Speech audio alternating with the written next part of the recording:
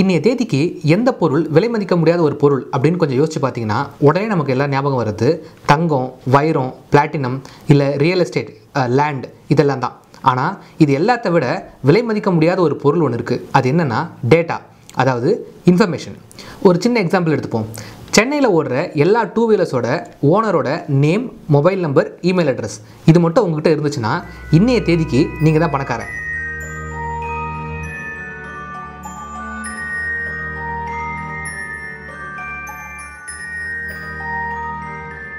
இந்த இன்ஃபர்மேஷன் மட்டும் உங்ககிட்ட இருந்துச்சு அப்படின்னா இன்சூரன்ஸ் கம்பெனியில் ஆரம்பித்து வண்டிக்கு ஸ்பேர் பார்ட்ஸ் விற்கிற கம்பெனி வரைக்கும் இந்த டேட்டாவை எவ்வளோ விலை கொடுத்து வேணாலும் வாங்குறதுக்கு உங்கள் பின்னாடி க்யூவில் நிற்பாங்க. வெறும் சென்னையில் ஓடுற டூ வீலர்ஸோட இன்ஃபர்மேஷன் மட்டும் உங்ககிட்ட இருந்துச்சுனாலே இவ்வளோ பணம் சம்பாதிக்க முடியும் அப்படின்னா தமிழ்நாடு ஃபுல்லாக இருக்கிற டூ வீலர்ஸோட ஓனரோட name, email address, mobile number இருந்துச்சுன்னா உங்களால் எவ்வளோ பணம் சம்பாதிக்க முடியும்?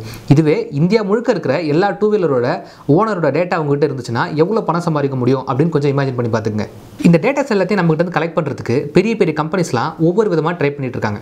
ஏதாவது ஒரு மாலில் ஒரு சின்ன ஸ்லிப்பை கையில் கொடுத்து இதில் உங்களோட நேம், இமெயில் அட்ரஸ், ஃபோன் நம்பரை எழுதி போடுங்க, உங்களுக்கு வந்து நான் குலுக்கல் முறையில் தேர்ந்தெடுத்து உங்களுக்கு நாங்கள் ப்ரைஸ் தரோம் அப்படின்றதுல ஆரம்பித்து ஃபேஸ்புக்கில் நீங்கள் ஸ்டேட்டஸ் போடுற வரைக்கும் இந்த டேட்டாவை எப்படியாவது உங்கள்கிட்ட வந்து கலெக்ட் பண்ணோம் அப்படின்றதுக்கான ஒரு ட்ரிக்கு தான். ஃபேஸ்புக்கில் போயிட்டு ஐம் கெட்டிங் மேரிட் அப்படின்னு ஒரு ஸ்டேட்டஸ் போட்டு பாருங்கள். கல்யாணத்துக்கு ஸ்டேஜ் டெக்கரேட் பண்ணுற கம்பெனிலேருந்து ஹனிமூனுக்கு டூருக்கு அனுப்புகிற கம்பெனி வரைக்கும் ஏதாவது ஒரு வகையில் உங்களை எப்படியாவது காண்டாக்ட் பண்ணுவாங்க. இப்படி நம்மக்கிட்ட இன்ஃபர்மேஷன்ஸை எடுத்து அதை ப்ராசஸ் பண்ணி அது சம்மந்தமான விளம்பரங்களை நம்மளுக்கு காமிச்சு இந்த பொருளை வாங்கு அப்படின்னு கம்பல் பண்ணுறது தான் இன்றைக்கி உலகம் ஃபுல்லாக நடந்துகிட்டு இருக்கு. இந்த கம்பெனிகள் ஆடியன்ஸை டார்கெட் பண்ணுற விதமே மாறி இருக்கு. ஃபார் எக்ஸாம்பிள், ஒரு ஊரில் ஒரு 100 பேர் இருக்காங்கன்னு வச்சுப்போம். அந்த 100 பேரில் ஒரு 40 பேர் பெண்கள், அதில் 40 பேரில் ஒரு 20 பேர் இளம் பெண்கள், அதாவது 20லேருந்து ஒரு 30 வயசுக்குள்ளே இருக்கிற பெண்கள். அந்த 20 பேரில் ஒரு 4 பேர் மட்டும் கடந்த ஒரு 3 நாளாக ஒரு நல்ல புடவை எடுக்கணும்ப்பா அப்படின்னு ஒரு தாட்டில் இருக்கிறவங்க, கையில் காசு வச்சுக்கிட்டு. அப்படின்ற சுச்சுவேஷனில் ஒரு 40-50 வருஷத்துக்கு முன்னாடி ஒரு கம்பெனி அந்த ஊருக்குள்ளே வருது அப்படின்னா அந்த கம்பெனி என்ன பண்ணணும்னா அந்த ஊருக்குள்ளே சென்டரில் ஒரு பாயிண்ட்டை சூஸ் பண்ணி அந்த இடத்துல ஒரு பெரிய கடையை போட்டு புடவை வாங்கிக்கங்க அப்படின்னு சொல்லி விற்றுருக்கோம். அப்படி அவங்க விற்கும்போது அந்த ஊரில் இருக்கிற எல்லாருமே அதை பார்த்துருப்பாங்க. ஃபார் எக்ஸாம்பிள், பெரியவங்க, குழந்தைங்க எல்லாருமே.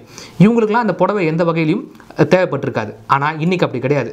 ஒரு ஆன்லைனில் புடவை விற்கிற ஒரு கம்பெனி அந்த 4 பேரை மட்டும் கரெக்டாக டார்கெட் பண்ணி ஆன்லைன் மூலிமாவே அந்த புடவைகளை விற்று அவங்களோட பேங்க் அக்கௌண்ட்லேருந்து காசு எடுத்துரும்.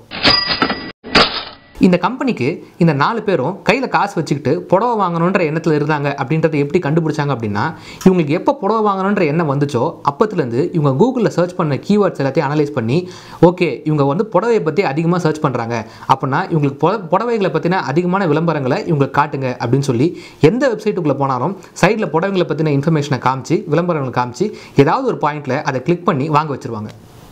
இப்படி நம்ம நினைக்கிறது எல்லாத்தையும் சர்ச் பண்ணும்போது ஏதோ ஒரு கம்ப்யூட்டர் நம்ம கீவேர்டு எல்லாத்தையும் அனலைஸ் பண்ணி நம்ம யார், நமக்கு என்ன பிடிக்கும், என்ன பிடிக்காது, நம்மளோட வயசு என்ன, ஊர் என்ன, பேர் என்ன, இது எல்லாத்தையும் கண்டுபிடிச்சி ஒரு டேட்டா பேஸில் போய் ஸ்டோர் பண்ணுது.